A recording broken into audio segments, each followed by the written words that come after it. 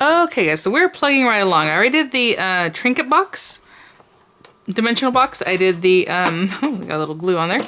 The bonbon box where I had a little mishap, but it was okay. The instructions were fine. I just panicked and I cut one of these little things off, and you don't need to do that. I don't know what I was thinking. I just was like, oh no! But if you guys saw that review, you'll know what I'm talking about. So I have 2 more boxes left. And to be honest, I think I'm gonna have to wait for one of these until after I come back from the Grand Canyon. Only because I was gonna do this one next, the honeycomb favor box, which is really cute. It's really small. But if I was gonna do this, I would only do the outline of it, and I wouldn't do this, because again, it has all these, and then it has 2 sets of things that you have to decorate, and it just takes more time. So we'll see. If I have time, I will get to this one. But for right now, I'm just gonna do this one, which is the gift carton box, because it's gonna be pretty easy. We just need 2 pieces of this, and I'm sure the instructions on the back say cut 2 pieces of the box and glue them together, and we already know that it's not that simple, but this one looks like it would be. Because, you know, we have to just put it together pretty easily. It's just these 2 big pieces. There are decorations that go along with it, and so I will possibly do that. This one is the same exact decoration because, obviously, unless they added another strip of this, these are different strips, right? So on some of them, where it's the same like this, it's going to be the same on all 6 sides once you put it together. They're giving you a little, like a little lattice look, a little kind of, diagonal look here. Then this one looks like little leaves or something. Just cute. That's really cute.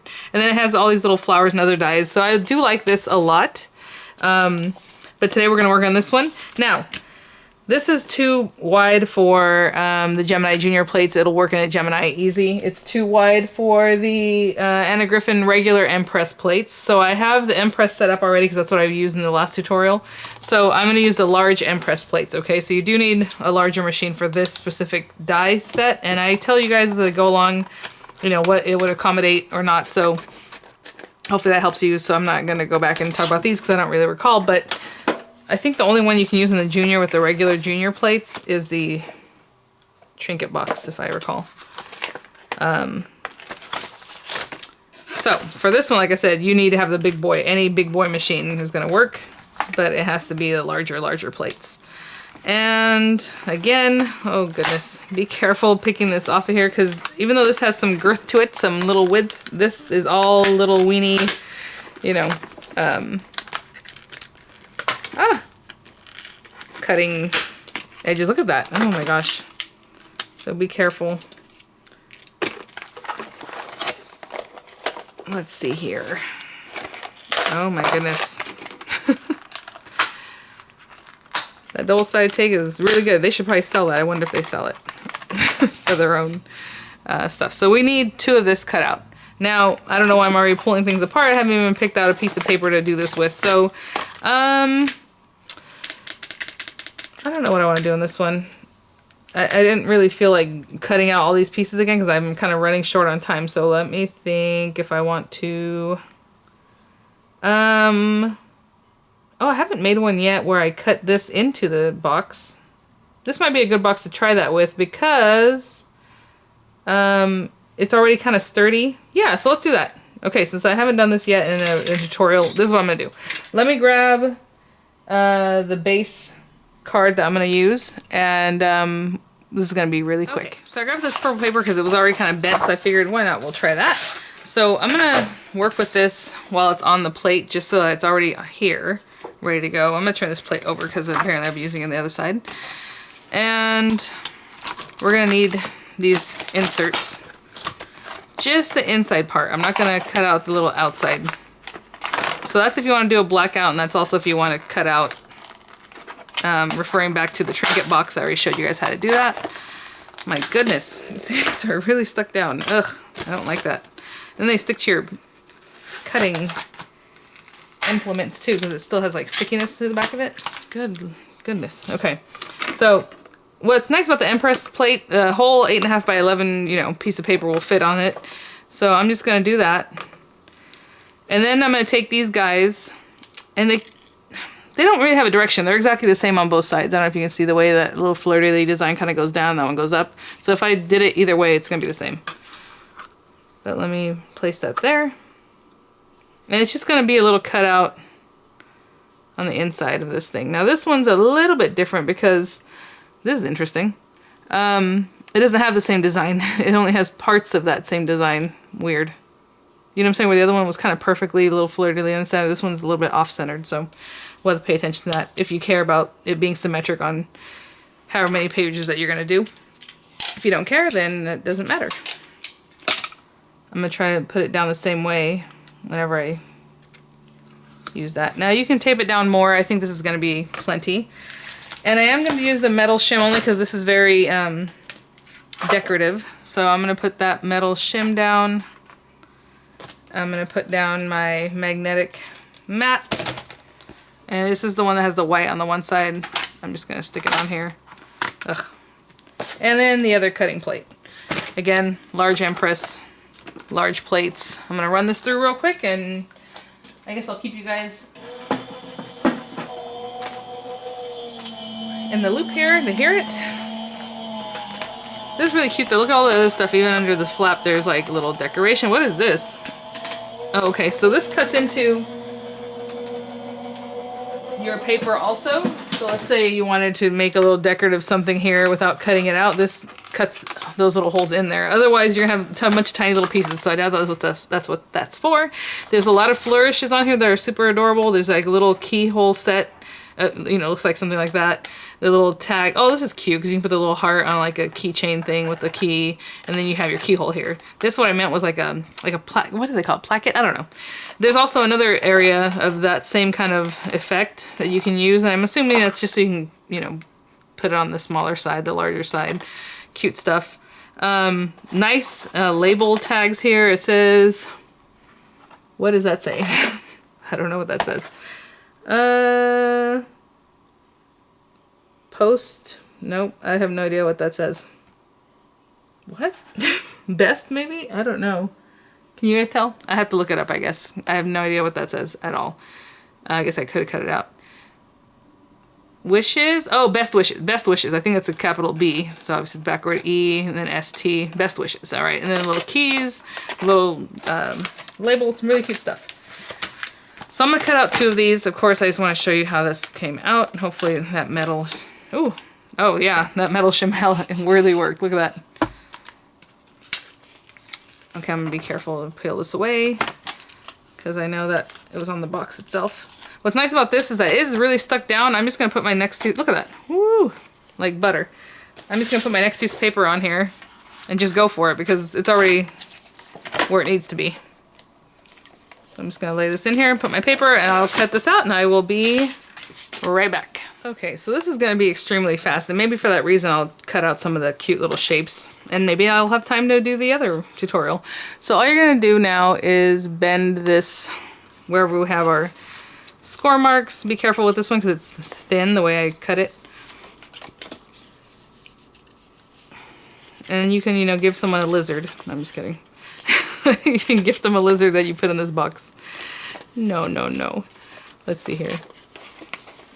So we're going to fold all those. It has a little bit here. And then this part basically it's going to go in because then this part's going to score back. So we have that. Cute. So pretty. And this is just regular old Recollections paper, nothing special. I don't know why I do everything in the up in the air, but you can do this, and if you're doing it this way, you can obviously take your bone folder and give it a good bone fold. Sometimes I ignore, don't do that because sometimes the paper ends up cracking. So if you give it a bone folding, you're gonna maybe even just cut the paper. So for right now, I'm just not gonna do that. So this one is more of a, like I said, cut 2 pieces and glue them together because it's a little more basic. So of course you always have one side. This is the inside. Okay, this is the nice side of the paper, right? This is the inside. And you know what? I was thinking, are these 2 different colors? I pulled one piece of paper out of the purple pack from Recollections, and now that I look at it, they're a little bit different in colors. It just, I don't know. But it's fine. So what I do want to mention is, last time what I do is I connected the bottom parts, right? Actually, in this one, I want to trap this little square underneath, so I would do it that way. Right? And then put these 2 together and then put the sides together. I also mentioned that if you wanted to first put some glue there and make it into a strip and then bring it all together. So that's up to you if you think that helps you out. I'll do it this time just to show you what I mean. because normally I put the bottoms together, but I'm gonna put glue on this side, not on the tab, because as you can see my tab is a little bit longer than this. Also, if you don't want it to show through here, you can cut this down a little bit. I'm just gonna leave it alone, but if you wanted to trim that down, you can definitely do that. I'm gonna hold this for a few seconds before I check the other side and make sure that this is straight.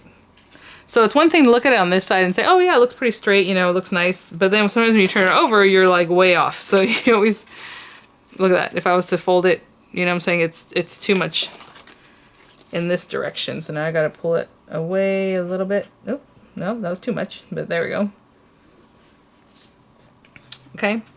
And I'm gonna hold that down till it dries before we manipulate it a little bit. For us, when you use basic cardstock or this kind of thing, it dries pretty quickly. This tacky glue, this is the tacky glue that comes from this bottle, is really good stuff. Okay, and it also can warp the paper, so you don't want to use too much of it. So now what we're gonna do is basically bring all this together, which is these bottom parts, right? And like I said, I want to trap this before I top it off with that. So what I'm going to do is put some glue on the back sides of these little guys. It's a little much. You don't have to put too much because it's going to be trapped by that top part anyway. But now let's bring it in. So this is one way to do it. Like I said last time in the last tutorial, I did the bottom first and then brought in the sides.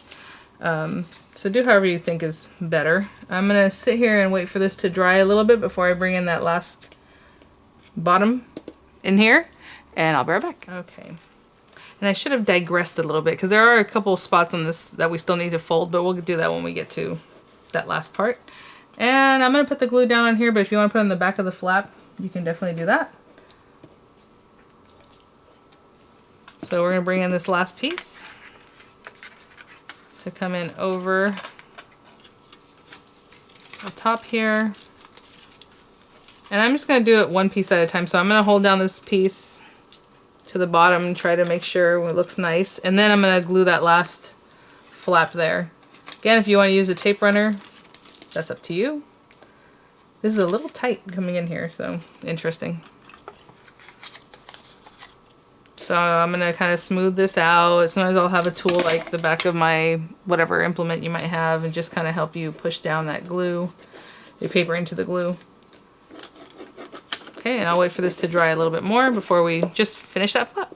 Okay, so I just put some weight in there to help me out with that. And the last little piece would be this flap here. And I'm just going to put it on the very kind of edge because I know it's going to stick out right here. And I'm just going to hold that down until that dries. Something like that. Okay, so I have my finger reinforcing the back, holding it down. And I'll continue massaging the outside part just like this until it dries. Okay guys, so we're pretty much done. I mean, that's it. It has a line in here, and I just want to point out it's because of the die, the way the die is cut for some reason or cast. It did it on both of them. I don't know, but you don't have to bend that. The only other thing that you need to bend is you're gonna bring this down like this, right? And this area here. So if you wanted to, not if you wanted to, I guess you're supposed to bend this. There's like a little score line there so that it can come in here a little easier. And let's see how this works. So cute. I love these kind of things, like that gable box. So I basically made a gable box with the scoring boards. But obviously you had to score them. You had to even cut this shape around for you. So that part was a little more difficult cutting into this. But look how cute this is. So let's see the size of this little guy. I don't know why I thought this had flowers. It doesn't have flowers, does it? It just has a bunch of other things. It's almost 4.5 inches by 1 3/4 inches tall in this area. So obviously it's a little bit taller because it has more room here. But this would be really cute to put like little chocolates in there. And when people say that, I mean like, you know, you buy a bag of chocolates and you're going to divide them up or whatever to make like a little gift. This would be really cute. And I do like that it's see-through. I think that's especially cute for your little lizard, right? So there you go. I don't know.